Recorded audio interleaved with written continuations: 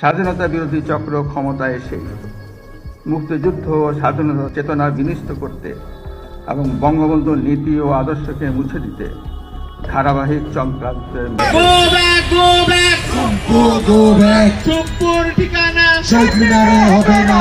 21শে ফেব্রুয়ারিতে রাষ্ট্রপতিকে শহীদ মিনারে না আসার আহ্বান জানিয়েছেন বিপ্লবী ছাত্র পরিষদ। এছাড়াও জুলাই আন্দোলনে রাষ্ট্রপতি নিরাপত্তাকে ঘিরে খুনি আখ্যা দিয়েছে পরিষদটি। তবে এই বিষয়ে মুখ খুলেছেন রাষ্ট্রপতি মোহাম্মদ শাহাবুদ্দিন চুপ্পু। হ্যাঁ প্রিয় দর্শক, কি বললেন রাষ্ট্রপতি বিস্তারিত জানতে ভিডিও জুড়ে সাথেই থাকুন।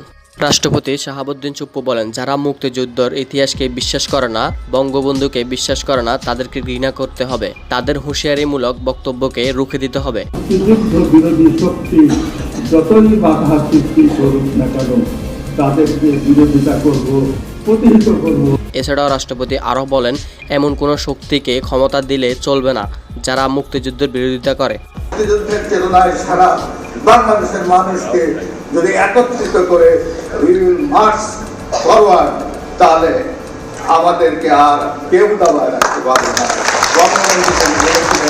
আমাদেরকে কেউ দাবায় রাখতে পারবে না, আসলে তো কেউ দাবায় রাখতে পারবে। তো প্রিয় দর্শক, রাষ্ট্রপতি চুপ্পুর এমন বক্তব্য নিয়ে আপনার কি মন্তব্য কমেন্ট করে জানিয়ে দিন এবং পরবর্তী আপডেট পাওয়ার জন্য আমাদের চ্যানেলটাকে সাবস্ক্রাইব করে সাথে থাকুন। ধন্যবাদ।